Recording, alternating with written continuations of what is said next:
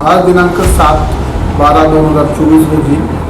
मलकापूर शहर police station या ठिकाणी आम्ही ड्युटीवर असताना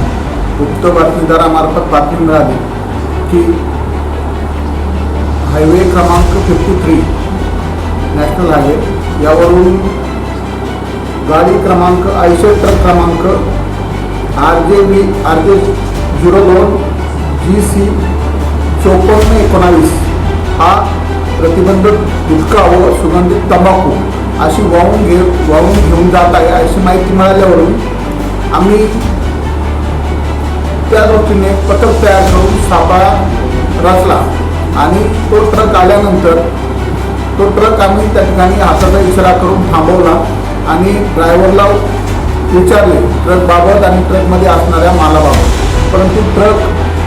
कंटेनर आहे तो सील होता. सदरचा ट्रक आपण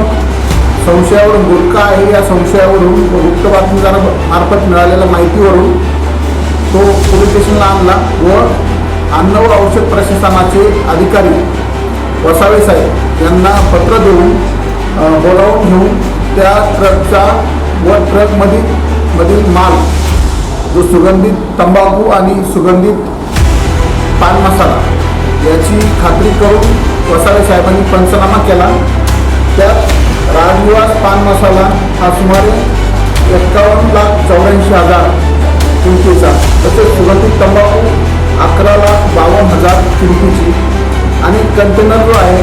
त्याची किंमत 22 लाख रुपये अशी एकूण मुद्देमाल 85,36,000 रुपये हा जप्त केलेला आहे अन्न व औषध प्रशासनाच्या अधिकाऱ्यांकडून आणि त्यांच्या फिर्यादीवरून गुन्हा दाखल करण्याची प्रक्रिया सुरू आहे.